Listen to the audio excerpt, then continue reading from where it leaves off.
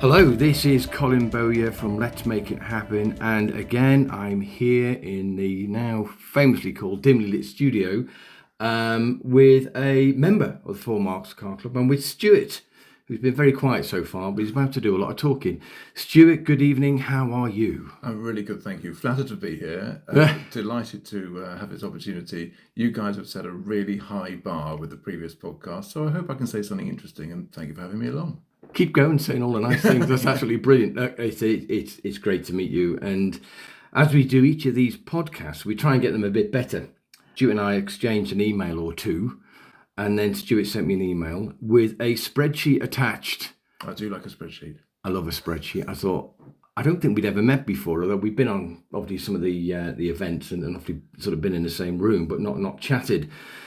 But when I got a spreadsheet, I thought Stuart and I are going to get on because I love a spreadsheet. I kind of put it down to when I was my first career. I was a quantity surveyor. Oh, we were both. Well, I'm a surveyor now, as you know. There you go. It's a small world. And in fact, that career was back in the day from 1986 through to mid 90s and a bit more. So that was time before laptop computers and spreadsheets. So hence, when spreadsheets turned up, it made a world of a difference to our little job as a surveyor. You're showing our age. Members won't believe we're old enough to have remembered 86. Anyway, so that's us. I started as a QS. Started when I was 7. Of course. Or was it 8? Anyway, it doesn't matter. But no, so you're incredibly organised. It was brilliant to see this spreadsheet turn up.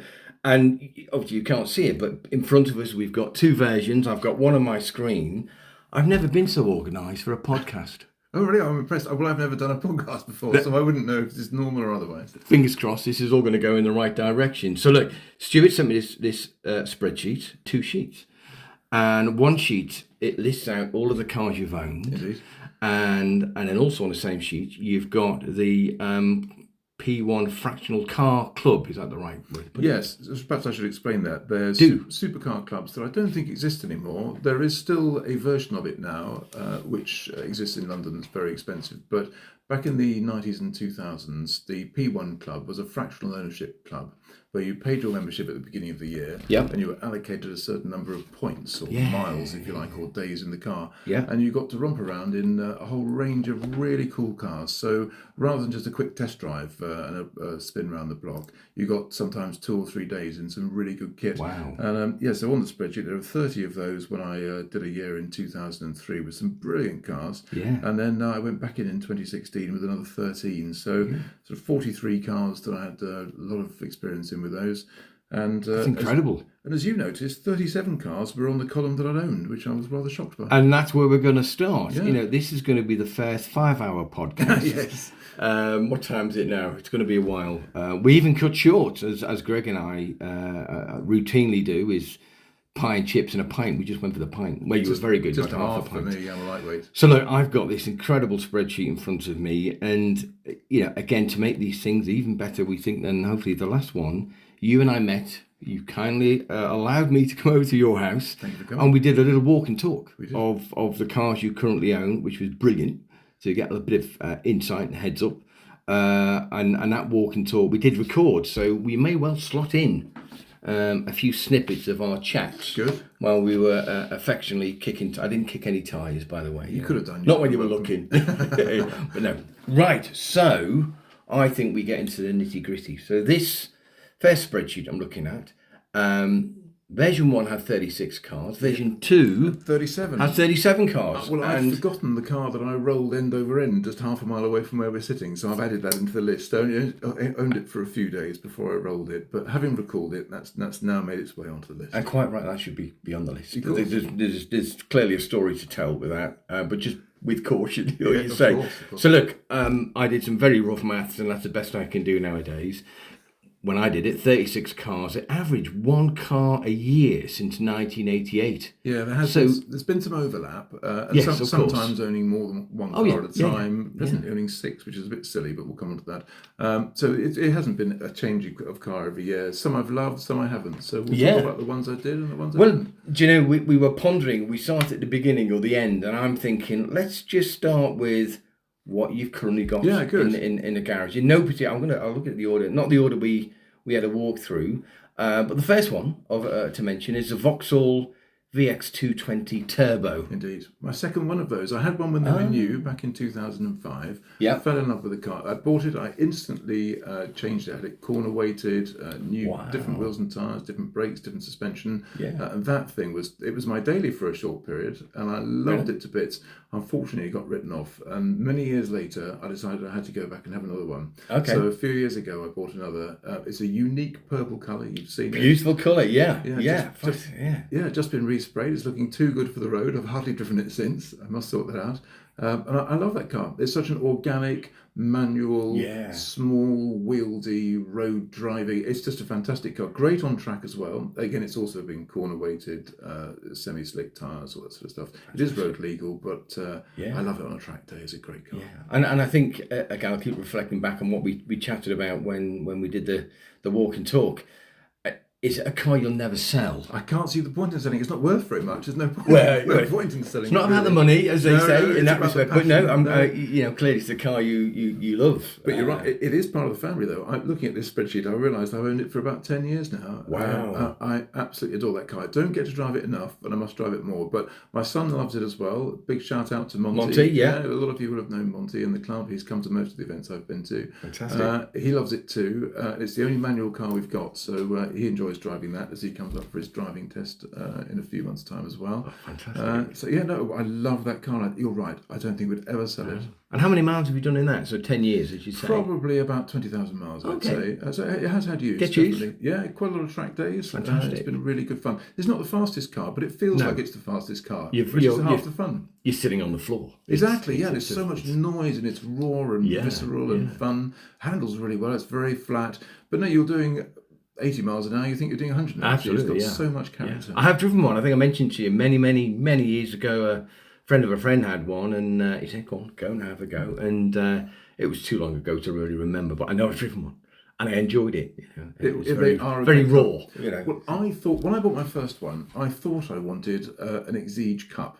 And I went to Bell and Colville in Surrey, and I drove one over a favourite road, and it was just too VTEC peaky power. I just didn't really enjoy it. And someone said to me, go and drive the VX220. It's the same car in terms of chassis, but an engine you'll enjoy more. We'll talk about themes, and I love turbo power. I just love that. Flat torque curve, lots of power all the time. And I drove the VX220 on the same road I'd driven the Exige on, and fell in love instantly with the VX220. And I had to overcome my own badge snobbery because it's a Vauxhall made on the same production line, of course, as the latest. That's a great car. I love lovely.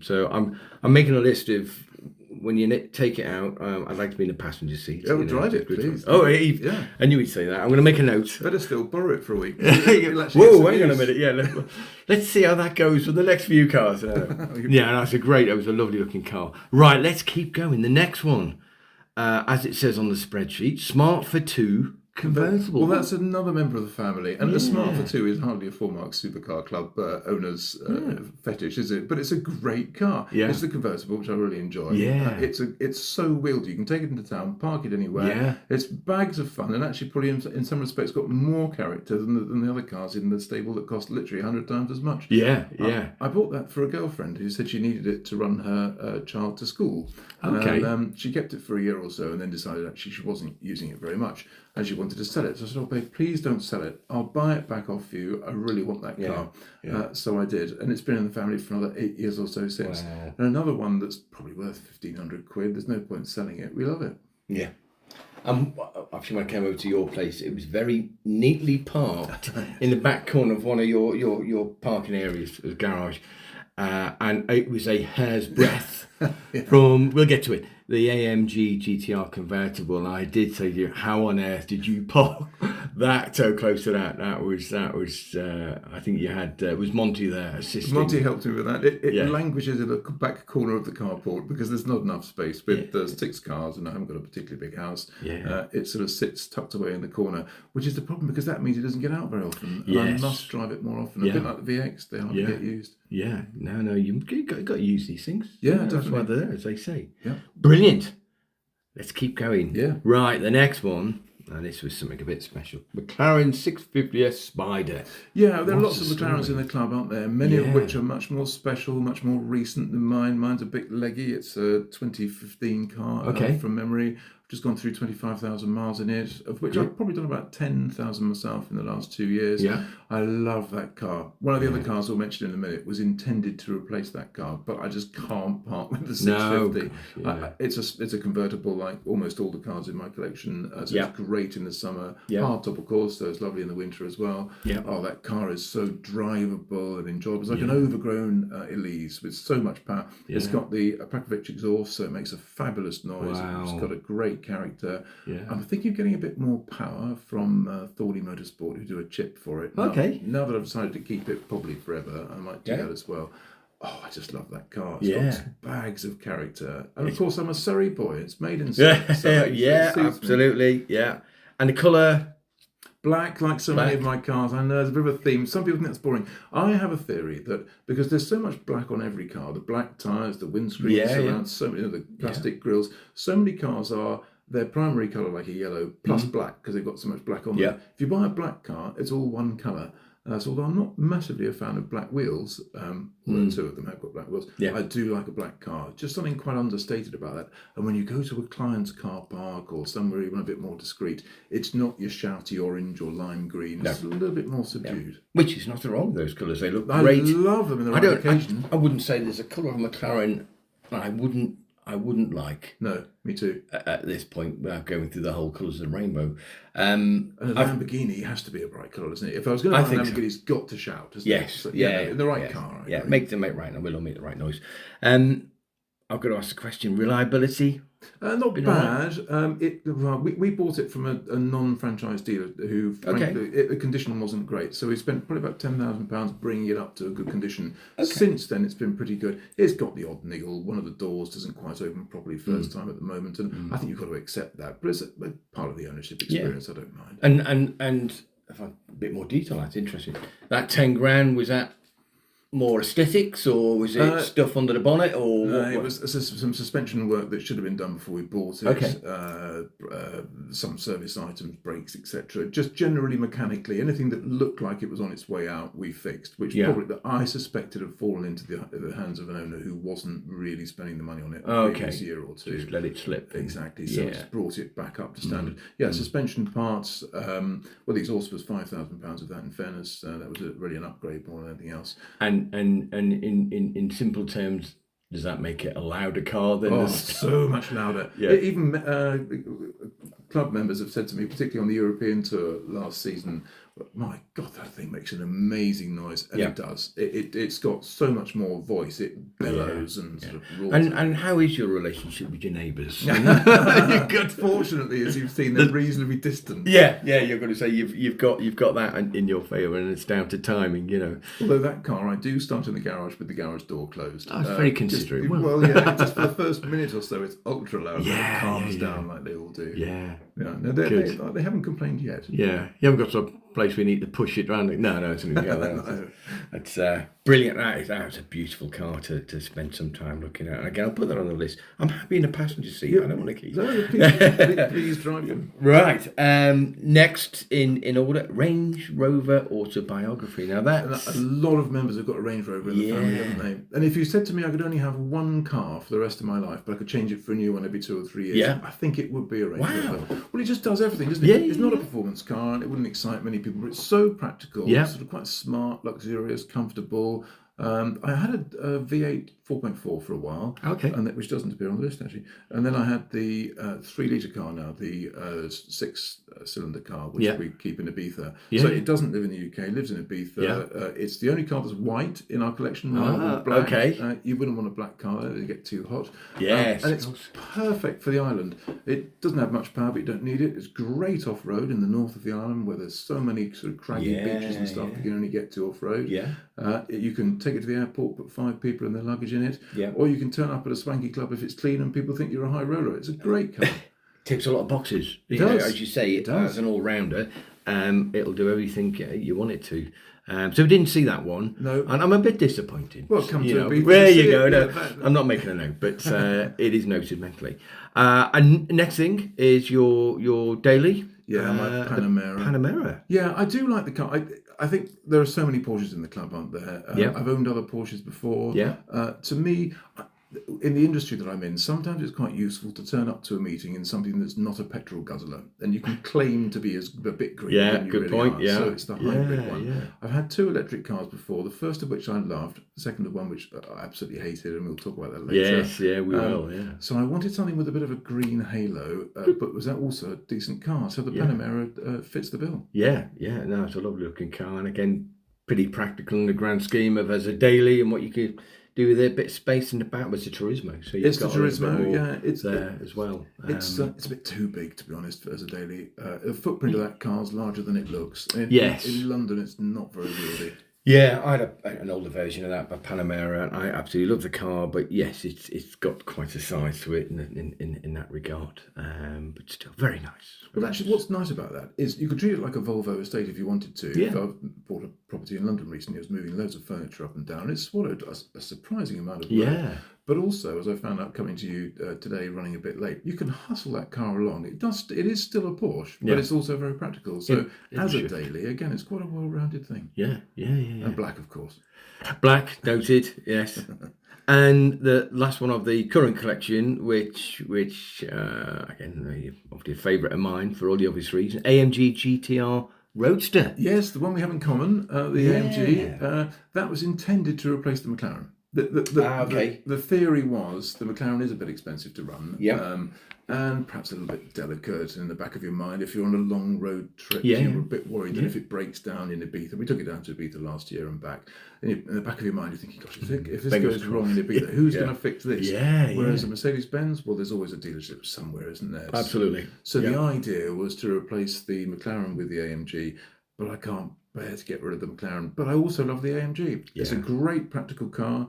We bought it unseen, funny enough, from the dockside in Ibiza in a phone call. It went up on, I think, the Auto Trader website overnight. Okay. And I mentioned it to Monty, actually, as we were sat about to get on the ferry from Ibiza to Barcelona. I said, Monty, did you see that car I sent you last night? I said, no, what's that? So I found the perfect AMG GTR, and we looked at it, and I hadn't realised it was a 3-year-old car with a massive discount to what was the new price, and it had done 186 miles. Just that. Wow. Crazy, isn't it? And how old is it? So it was 3 years. I was at 20. Okay. We bought it last year, 23. And someone had bought that, done 62 miles a year, probably just from their home to the dealership and back to get it serviced. Tanked a whole load of money on it, so we bought a nearly new car. Wow, it's perfect. incredible. And sold unseen, you said? Sold unseen, put a deposit down. I was racing to get a deposit down before we got in the ferry, because it was lose your mobile signal. You then go to a big metal box and you'd lose your mobile signal. Yeah, so we managed to get the deposit down, and it was at the Guildford dealership, believe it or not, so our nearest dealership.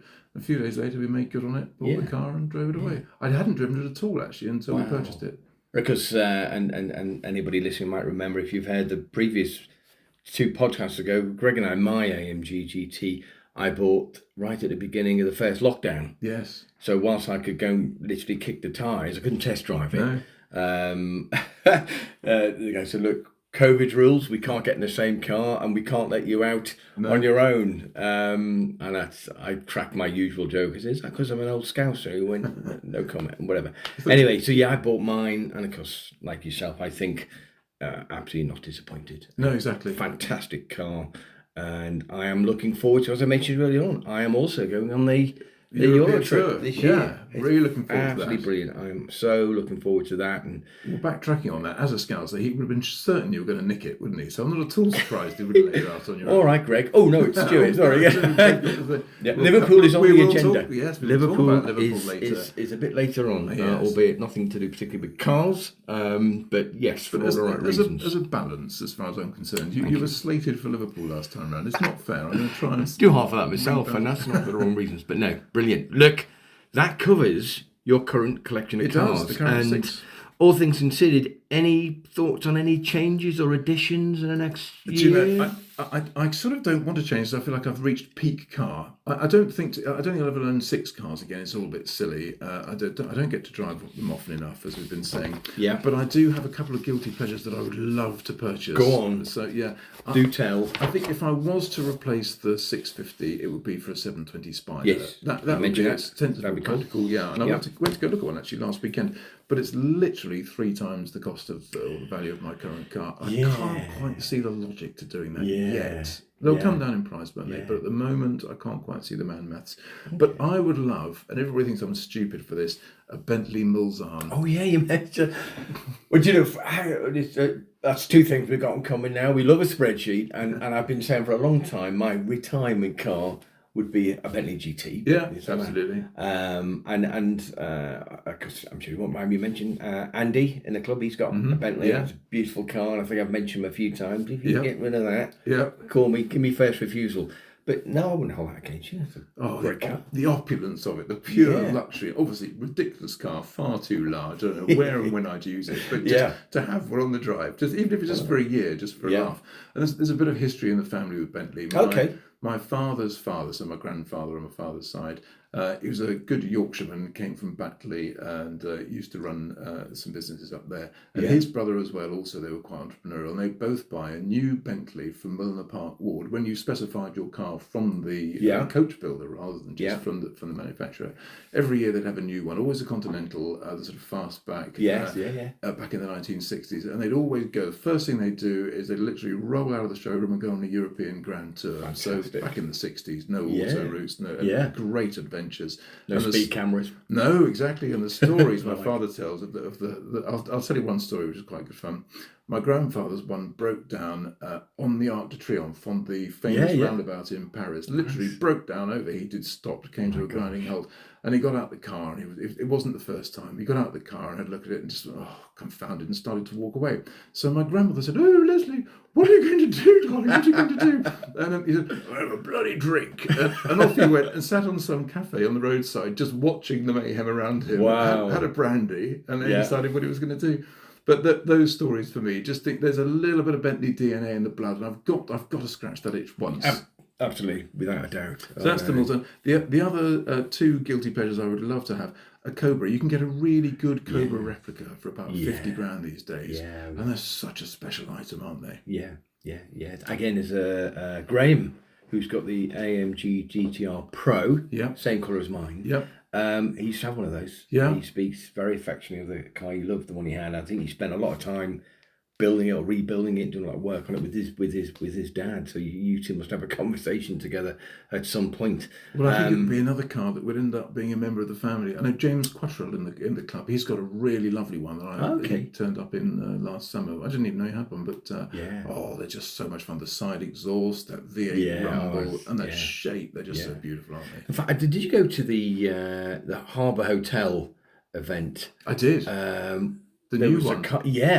What do you think? Stunning. Oh, I loved everything. Oh, it was gorgeous. It was perfect, wasn't it? That really was the perfect modern iteration of an update of such a classic. Yeah, lovely, gorgeous, beautiful finish, beautiful fit. Quite expensive though, wasn't it? Yes, and ultimately not for this island because it didn't have any kind of roof on it, but it looked fantastic outside and in.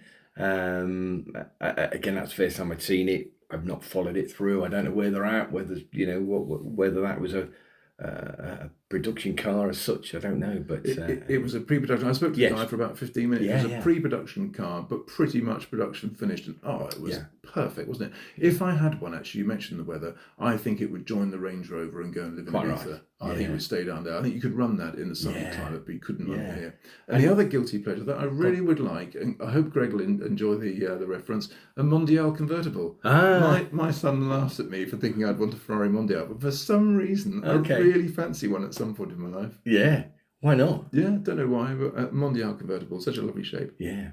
Challenges is limited space at home to put these things, in the grand scheme of things. And I think it's got to be one in, one out from now on. I've got to be rigorous with myself from now on. Well, if you need a second opinion on that, Sue, just call me and I'll say, no, just add. Keep adding. I think you're right. So it's what spreadsheets are all about. Add to them, don't take anything off. Well, you can afford to, I can't. Oh, gosh, not at all. Right, look, we have still a lot to talk about, which I think is just some fascinating stuff here. So this spreadsheet, we've covered the current collection, but I'd like to go back in time. Now, look, there are 37 cars on here, and we're doing this on a Wednesday evening, and you're going to have to be gone by the weekend. This is going to take us time to go through. So what we did when you and I got together a few weeks ago, having shared this spreadsheet, I kind of highlighted one or two cars just for my own interest or relevance or seen it, had one, hadn't had one, or whatever. Yeah. And then I know you did the same. So between us, let's just select a few. We probably shouldn't go through 37. No, everyone will follow us. But the first one I highlighted, because just for it was iconic. I know it was a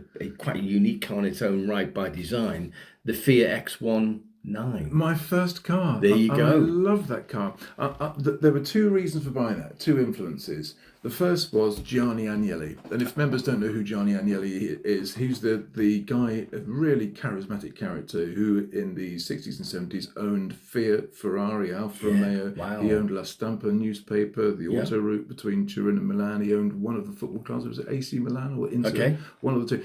A massive industrialist of epoch history-making scale in Italy. There's some brilliant documentaries on Gianni Agnelli. If you get the chance to watch one, do. Okay. And despite owning all those car companies, the one he loved to drive every day was the X19. And I just thought that was so much fun. The original 1300, as mine was, not with the big bulky bumpers, the more elegant car. Yes. And the other reason, the other influence was my best mate, still my best mate to this day, back when I was doing my A-levels, Dino. Such a good guy. He's been a wonderful friend to me. He was the cool cat who used to turn up in his green X19 and everyone loved it. Yeah. Popular colour, And he was the cool cat and I became the copycat because I also then bought a green X19 a bit later. So his influence. And I loved that car. I kept that for about 3 or 4 years. Yeah. It was absolutely fabulous. Enjoyed every mile. And the reliability question, was it all right? Not great, to be honest. But you could tinker with that. It was an old 1300 with a single carburettor. It was very straightforward. And that was actually, I enjoyed the mechanical side of it, to be honest. It was really good fun. Okay. Brilliant. Tiny car as well, really small, wieldy, mid-engined, targa top. Oh, just so much fun. Yeah, of the day. The next one I highlighted, I think we both did, is your first Alfa Romeo. Yes. 75. Yeah, indeed. Well, it turns out it was my second Alfa Romeo because I'd forgotten the GTV that I added to the list later. And then we had that conversation about, well, if you've owned 2 Alfa Romeos, you're a true petrol head. But that's just in the eyes of Clarkson, love him or hate him. Well, I'll refer to Clarkson and when I met him later on, actually. But the 75 Veloce again was my daily for about 2 or 3 years. After I started to work with a construction company, and they did a brilliant package where you got a terrible company car at the level I was at, or a really good payment instead. So I took the payment. Took the money. And off I went and bought this black, of course. The Veloce was the one with the body kit, this 75, and I absolutely loved it. It wasn't at all reliable. It was terrible from that point of view, but I persisted with it for 2 or 3 years. I didn't regret that one at all. No. I went on to Cosworths after that were better, frankly.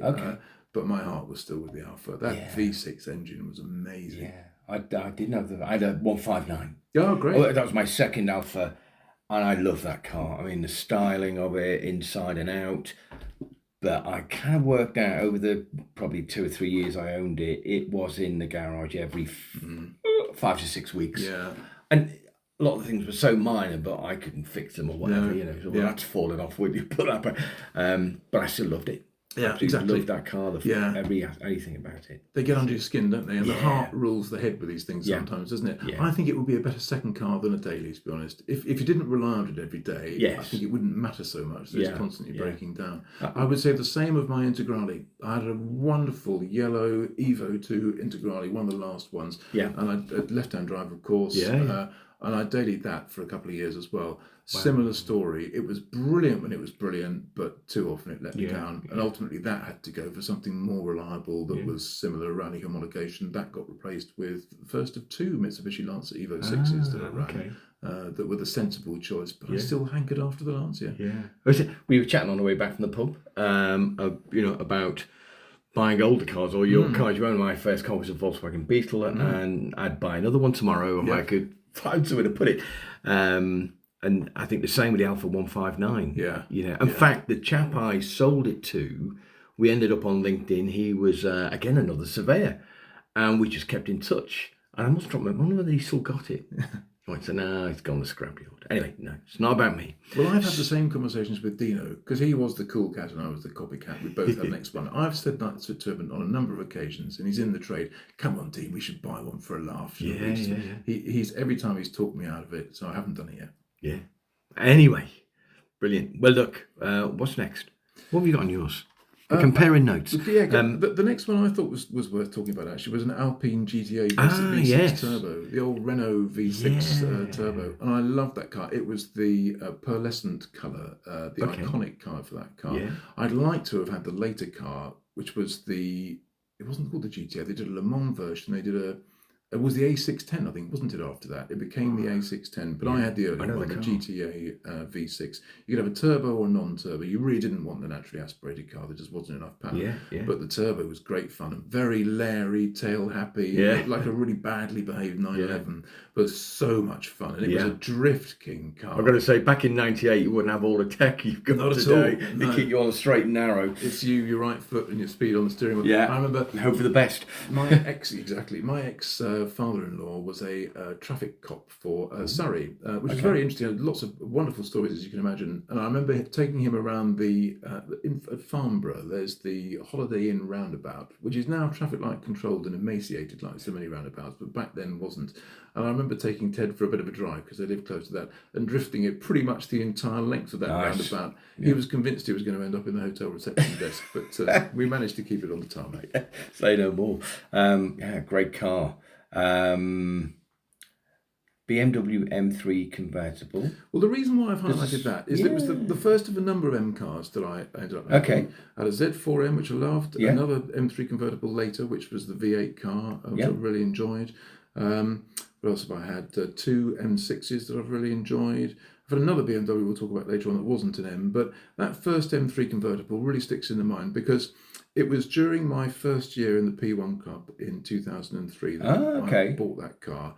And the P1 Club at the time was owned by Damon Hill amongst a couple of other people. Yeah. And Damon was there pretty much every day in the office on the top floor.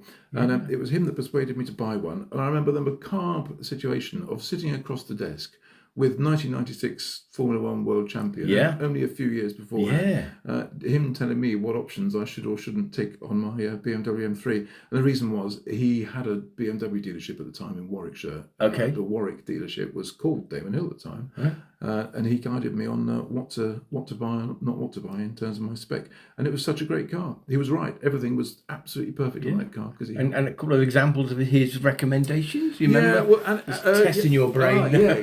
Very good question, actually. He said I must buy the separate hard top and don't just rely on the soft top. He said in the winter it would just be different. And he was right, actually. It's difficult to store, but it was a good choice. Yeah. And the thing that stuck in the mind mostly was he said, get the smaller wheels. I think you had a choice of 19s or 20 inches or 20 or 21. He said, no, get the smaller wheels. I remember talking to him about 10 minutes. I was, no, Damon, it looks so much better with the big wheels. No, it doesn't drive as well. And he won the day. I got the one with the smaller wheels, and he was right. The ride was so much better on the smaller wheels. Yeah, brilliant. Good advice at the time. It was, and a lovely bloke, by the way. There are other instances where I bumped into him, which we might touch on later as well.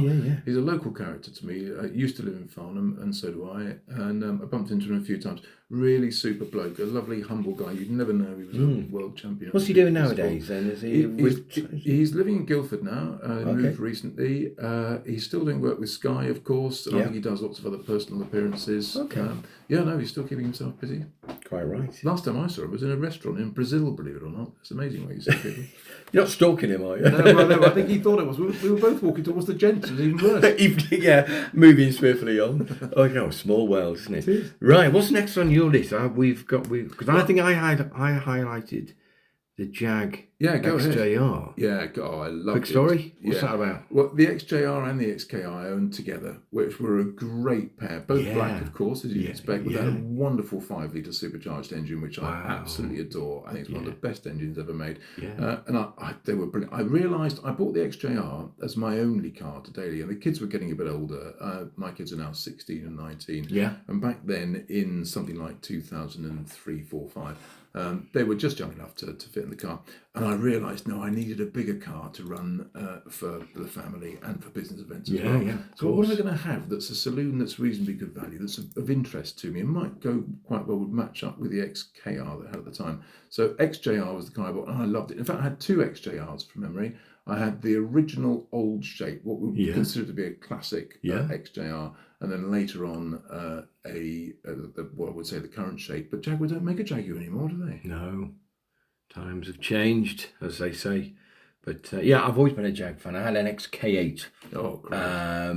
God, I was about 34, 35, and I think I told you, my mates, they teased me somewhat. Why are you not buying a 911? Oh, it's one of these. So again, without giving my age away, it was the Saint Simon Templar. You know, he went, brilliant. and then he bought an XGS. So Yeah. I'm not even going to go there, but I did kick tires on a few occasions. And a few years later, I bought the XK, which I loved. I loved that car. It was in Sherwood Green, so it wasn't British Racing Green. It was a version of it, but it was in beige and it was lovely.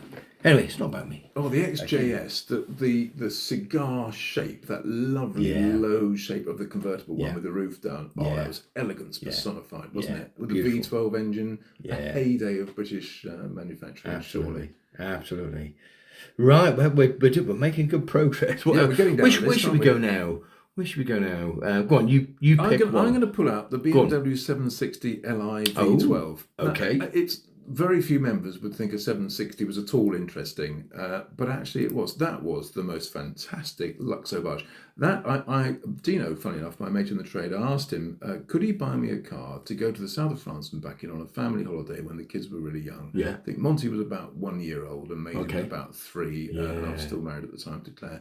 And we just needed a mile muncher to go all the way down to south of France for a family holiday and then back again. And I said to Dean, look, here's the budget. Just buy something from the auctions. I'll run it for a couple of weeks and I'll bring it back. You can flog it again and get rid of it. And I'm thinking he'd get something fairly ordinary. And he came up with this V12 7 Series. And wow, it was brilliant. The engine was fantastic. Yeah. And I shouldn't admit this, but on the way back from Cannes to Calais, nobody believes me, but it's completely true. The ex-wife could prove it. 6 hours from Cannes to Calais. That's 770 odd miles. So that's a true average of 130 miles an hour, non-stop for 6 hours. You might edit that out. We'll just put bleep in. Good idea. A speed of whatever. Yeah, exactly. It's not going to happen. Greg's going to leave it in. But it was so long ago, it doesn't. Well, it was many years ago. The trick to that at the time was, because you didn't have cameras back then, they used to have the magnetic strip on the back of the toll booth ticket. Now, so of course, if you went to the next toll booth ticket 200 miles later and you'd done it an hour and a half, then you'd been timed. Yeah, so if you bought an industrial strength magnet and you swipe the magnetic strip fairly consistently with this magnet and then presented it at the toll booth, it wouldn't read properly. And it'd be a bit annoying for the lady who's managing the toll. He's got to go and punch it in where you came in from, but you didn't know what time you'd gone in through it. So you pay you lose 30 seconds at the toll booth, but you gain a lot of time on the road. Wow, there you go. Trick of the trade, doesn't it? Yeah, not relevant today, but at the time. Unfortunately, no. Time change. I discussed this with my son actually, who's coming up for his driving test soon, and he thinks that the fun of driving is gone, and you and I, the old buggers, we had a much greater time, much more fun. Yeah, I think he's probably right. Sadly, I think there is. Even if the cars we were driving weren't particularly quick or reliable. But as you say, it's a very different world now out there, as they say. But that's a fascinating car. And again, I'm scanning. You pull out the next one. I think did I highlight or one of us did, the Audi S8 V10. Yeah, exactly. That's another car I didn't mean to buy. Again, I said to Dean, I can feel another column in the spreadsheet. Did you or didn't you mean to buy it? I ended up with it. Cars I didn't intend to have. Again, I said to Dino, I think I need something practical from day to day. I was running a 911 turbo cab at the time, which I absolutely loved. It was a brilliant car, but again, a bit too small in the back for the kids. I said, Dino, can you get me something practical? Just a saloon. You know what I like. So yeah, sure. He came back from an auction. With this Audi S8. I thought he'd have an A8, like the 4.2 diesel or something, that'd be practical. But no. He went for the one with the V10 Lamborghini Gallardo engine in it, which was fantastic. The noise was brilliant. That thing had so much presence. All the Audi reliability. I know you've got an Audi on the drive now, which is such a lovely machine, isn't it? Yeah, absolutely brilliant. And not quite a V10, but anyway. The noise was super, the sound and the presence of that car, and yet quite discreet. It looked like any other Audi, but it was just such a cue car. Yeah, it was ready to go. Brilliant. We're nearly at the bottom of this, because obviously the bottom part of this is the cars you currently got. Yeah. There's a BMW i3 in there. There is, yeah. The first of two electric cars. Yes. The i3 I had the range extender, which was brilliant. So it's like a little generator that sits in the car that doesn't power the wheels. It just gives more top-up battery power to the battery if you get a bit low. Yeah. So you never had to worry about range because you get another 70 miles or so out of that. Yeah. It was about 110 miles from the battery on a bad day, 130 on a good day, plus the 70-odd miles. But you keep topping that little petrol tank up all the time and just keep driving it like a petrol car. So there's no range anxiety at all. And I loved the shape of that car, the airiness of it. It's obviously not a club car, but it was a brilliant introduction to electric motoring. Then I replaced that with a Cupra Born a couple of years ago. I've got one of the first in the country. I was the first to order them. I was really excited. The electric hot hatch. This is going to be amazing. I thought it'd be a great car. I think I know where this is going. Maybe. Well, I kept that car for 6 months. It never delivered the range it said it would. Wow. It's marketed with something like 200 odd miles of range. Right. Even when you fully topped it up, it shows 150 odd on the clock, and when you actually drive it, it's more like 120. So it's literally got half the range it's marketed with. And I was listening to a Harry Metcalf's podcast recently. If you haven't heard it, recommend it. Only from a couple of weeks ago, his most recent one, about his experience with electric cars and why he's fallen out of love with them. And everything he said I resonated with, and unfortunately the Cupra was just the epitome of everything we don't like about electric cars. So. Yeah. I know you mentioned that to me, and I said that there's one of his. He put up a few weeks ago with a new 5 Series electric. I can't remember the car name. Is it the i5?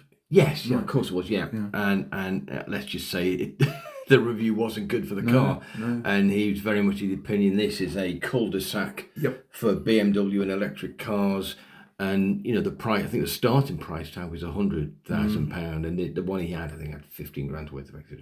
And he never said a nice thing about it. Well, he said one or two nice things, but generally, I think reflective of what you've just said there. Well, I wouldn't have minded a Taycan when I bought the Panamera Hybrid recently. Careful with the Taycan, yeah. Greg. Oh, yes, sorry, Greg. I'm sorry, but not go there. No. But I was so put off by the range anxiety with the Born that, of course, it's a much better car. Of course, it's got the range, and that's brilliant. And if you've got Greg's money, well, you can have the Taycan, can't you? But I'll never have Greg's money, so I can't possibly afford it. No, absolutely. He's in a different world. He is. In so many ways. But let's not go there. Stratospherically different. Yeah, and he's not here to defend himself. Perfect. I don't believe he could be sitting outside. He knows where I live now. But he is a very wealthy man, and most of us can't aspire to these things. Incredibly so. And that could be a podcast on its own. It could.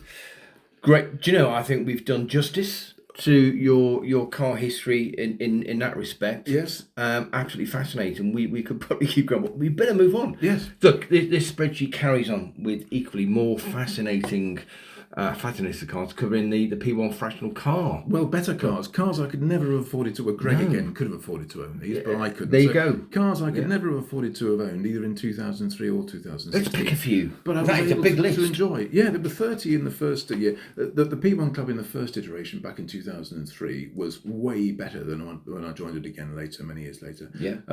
Partly because of all the people who were involved, like Damon Hill, John Llewellyn, the ex-touring car champion. He was also involved. Lovely bloke. Really good company back then. But it doesn't surprise me they went bust because, to be honest, I think the package was too good for the members. You got so much access to the car. And that first year, I think I paid 15 grand for the year of membership.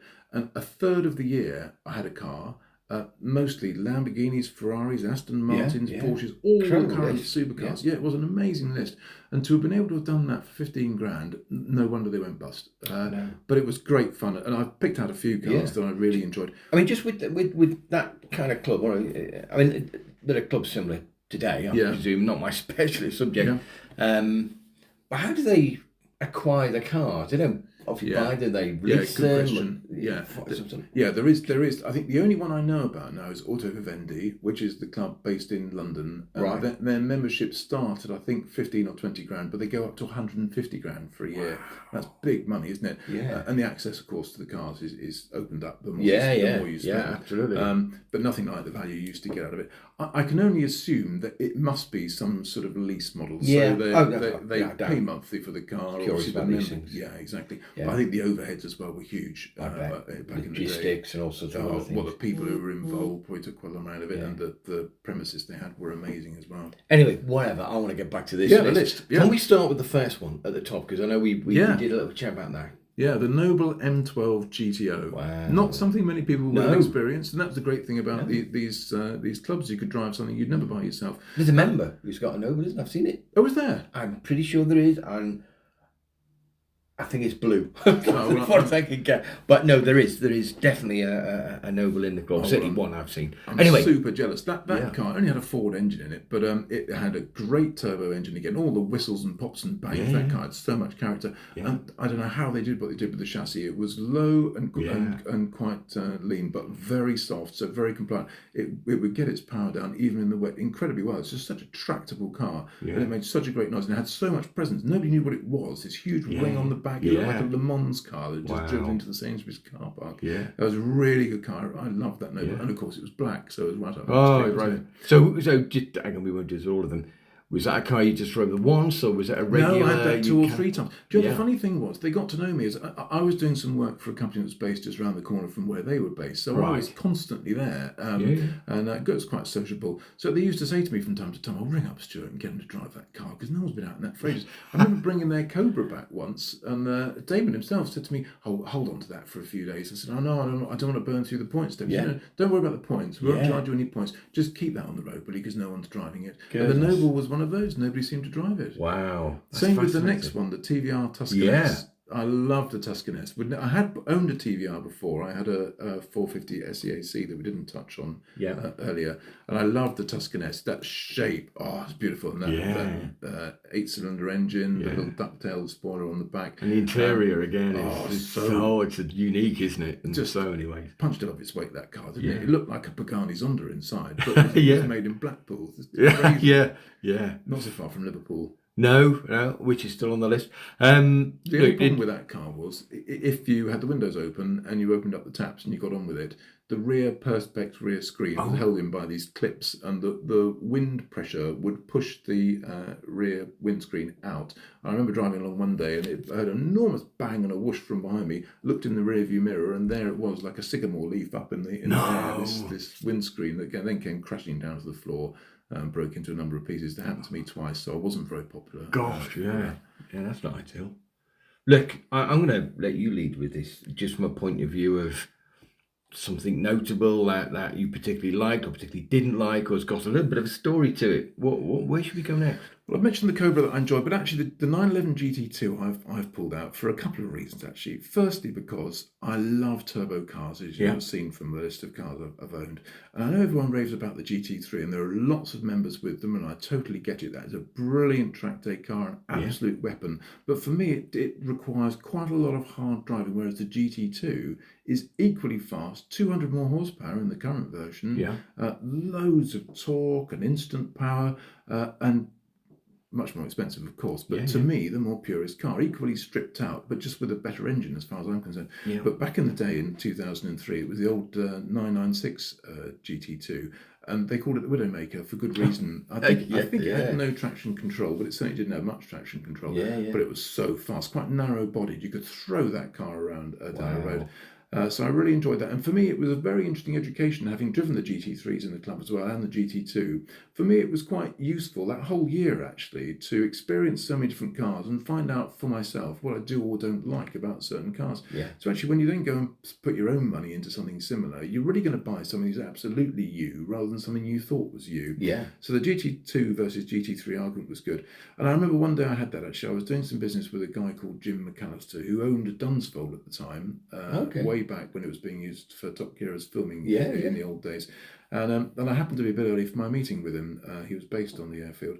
And I was just driving around in this GT2, and Jeremy Clarkson was stood there on his own with a cup of coffee, stood next to a red RX-7 at the time, which dates it if you find if you find the episode that involved that car. And seeing him as I did a few hundred yards away, I raced up towards him and sort of slid the car up towards him and jumped out of it, pretending I knew. I said, "Oh, Jeremy, nice to see you." I was like, "Oh, hello, good to see you." And at the time he hated 911s, and no one had a GT2. The great thing about that car club is that manufacturers used to want to get their cars into the club because they knew the cars would be on the road. Lots of members would drive them, who might be purchasers, so they were quite keen to get the cars into the club. Only spent a good 10 minutes nosing around that car, sort of asking questions and expressing interest. He'd never seen one before. And he got called away to do some filming and disappeared. I went for my meeting with Jim, and that was that. That was it, yeah. Fascinating. Go on, let's a couple more. Come on, let's keep going. Go on. I think my favourite, to be absolutely honest, of all the P1 cars was this bright yellow Lamborghini Murcielago with number plate Y1. I mean, what an eye-catching number plate. How cool is it? I think the plate's actually owned by Lamborghini UK, but it was on the club's car while they had it. And I had that 3 or 4 times. And you might need to bleep this one out as well. But I took it out on a high-speed run, and I got 201 miles an hour out of it. I won't say where or when, but what I didn't know was that back then the trip computer on a Lamborghini would record your highest score, a bit like a game. Now, I didn't know this, so I hand the car back in all innocence. Oh, thank you, enjoyed the car, great. Jumped in my own car, and off I went. And I got a phone call to come back and have a quick chat with them. And Damon Hill himself called me into his office, the headmaster's office, and told me, this is not what the club's about. You shouldn't be doing that. But by the way, that was amazing. Yeah, well done. God, that's the story. I also took that car to...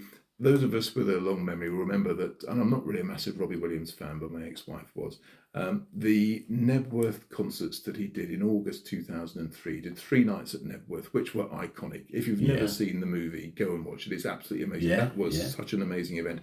But getting into and out of the car park was a nightmare. It took hours to get out of there.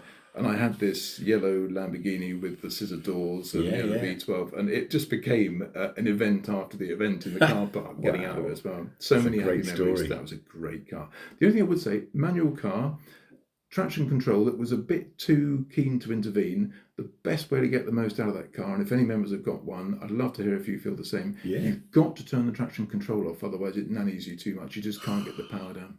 Be brave. Well, 4-wheel drive though, it was very stable. Oh yeah, it kept its traction, but it didn't keep cutting the engine all the time. Yeah. I'll pull out 2 more very briefly. An Aston Martin Vanquish, which I loved anyway. The old shaped, big Vanquish, sort of muscle car. Almost reminds us of the Victor Gauntlet days of Aston Martin. Really good cars. There was one story in particular when, with a family friend, a guy who was the Deputy Chief Constable of Hampshire at the time, he said to me, "Oh, can you take me home in that?" Then after this pub, I said, "Oh, okay, fair enough, Mike." So I jumped in the car and started driving as you would, like Miss Daisy, making sure I didn't expel it.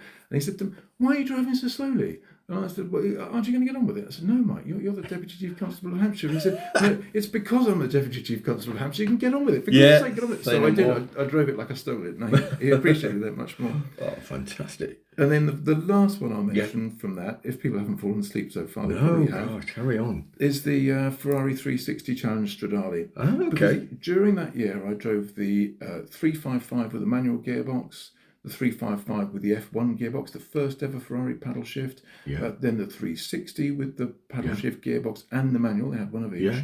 And then finally, just as I left the club, they got this Challenge Stradale in. It was really interesting to see the progress of the manual shift, but that you have to edit this. It was really interesting to see the progress between the manual box to the early F1 box to the fully developed item as it was being developed in F1 actually at the time as well. It was so much better in the Challenge Stradale than it was earlier. And I know Greg had a 360, didn't he? He mentioned actually in the podcast that he'd gone for that grille, the challenge. Oh, in the back, that was a must-have on his list. Absolutely, it does make the car much better. But with the exhaust and the chassis refinements and the more power, the actual Challenge Stradale, wow, that was a brilliant car. And the evolution of those gearboxes was really good. I used to still think even then I'd have preferred a manual. But I think the game's moved on now, hasn't it? Those gearboxes now with the DSG, SMG, they're so much better now. Different world again, but fantastic. But what an incredible list! Again, you got 2003 and then 2016. I haven't covered any on there. No, true. Well, the Lamborghini Aventador SV for the same reason as the Murcielago. Again, it was yellow, had an absolutely fantastic presence. Car. Oh, it's brilliant. I didn't like the gearbox. It was the single plate gearbox, as opposed to in the Huracan, you get the dual clutch gearbox. In the Aventador, back then at least, it was the single plate gearbox, which was a bit harsh. Great power, fantastic engine, but if you really pushed that along, it was a little bit harsh. But again, we did a top speed run in that. Won't say where or when. 219 miles an hour. Wow. The girlfriend who was in the car at the time said to me, "Oh, babe, you nearly got 220. Can you do that again?" I said, "No, we're not doing that again. We're we need to get a petrol station first." Exactly. All sort of things. I won't say where or when, but 219 miles an hour. That thing, it was so stable. It was brilliant. Oh, good. The Audi R8 V10 Plus was also brilliant, partly because it had an amazing Ep.5 exhaust. That thing made such a brilliant, it was sound and fury. It was powerful and fun and really in your face. And it was the reason why I actually put the Ep.5 exhaust on my 650S later, just to give it that character and that bellow. And then the other car that I must mention of the 2016 P1 fractional cars was the Ferrari F12.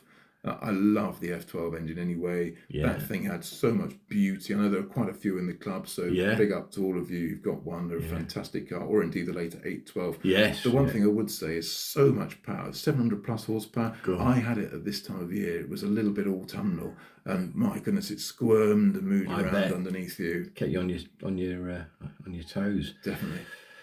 Stuart, that is an incredible list of cars. Some great stories and tales and views and opinions and experiences. I think we've done that list justice.